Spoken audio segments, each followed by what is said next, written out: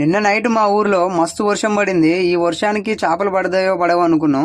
కాకపోతే ఇక్కడ ఏం చేస్తున్నారంటే వర్షం వచ్చి వరదలు ఎక్కువ వస్తాయేమో, వర్షాలు నిండి చెరువులు నిండి బాగా వరద వస్తుందేమో అనే ఉద్దేశంతో ఇక్కడ మత్స్యకారులు ఏం చేస్తున్నారంటే చేపలు పడుతున్నారు. ఈ చేపలు ఇందులో ఎక్కువ ఉన్నాయి కాబట్టి సో ముందుగానే పట్టేస్తున్నారు అన్నమాట. ఎందుకు పడుతున్నారు అంటే వరద వచ్చిన తర్వాత మళ్ళీ ఈ చెరువులో చేపలు వేరే చెరువులోకి వెళ్ళిపోతాయి కాబట్టి. సో ఇక్కడైతే మీరైతే చూడొచ్చు ఎన్ని చేపలు పడ్డాయో. ఇవైతే మా ఊరు వాళ్ళు ఎక్కువ పడతారు అనమాట. ఇక్కడ చాలా మంది ఉంటారు. సో ఈ చెరువులో చిన్న చిన్న చేపలను అయితే వదిలేస్తున్నారు, పెద్ద చేపలను అయితే పడుతున్నారు. ఒక జాలరికి అయితే పెద్ద చేప పడ్డది. సో నేను కూడా వీళ్ళు అమ్ముతున్నారని తెలిసింది. అమ్ముతున్నారు కాబట్టి నేను కూడా కొందామని చూద్దామని వెళ్ళిపోయినా.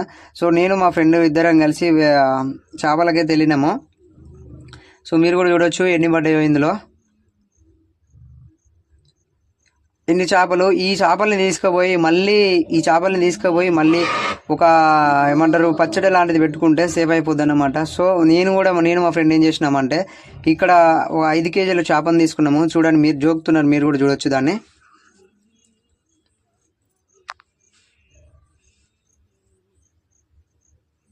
అది ఎంత తీసినా బయటికి రావట్లేదు. చూడండి మీరు కూడా.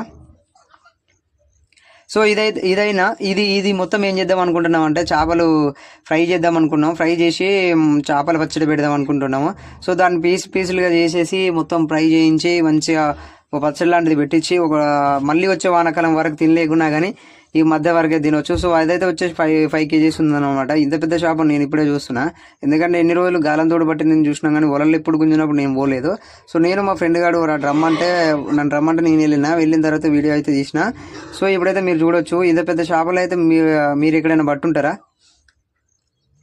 మీరు కనుక ఇలాంటివి బట్టి ఉంటే మాత్రం నాకైతే కామెంట్ చేయండి పట్టినామని. సో ఇదన్నమాట ఈరోజు మన వీడియో. ఇన్ని పెద్ద చేపలు నేను చూస్తా అనుకోలేదు. సో ఇట్లా పడతారన్నమాట మా ఊర్లో. Thanks for watching. సబ్స్క్రైబ్ చేసుకోండి.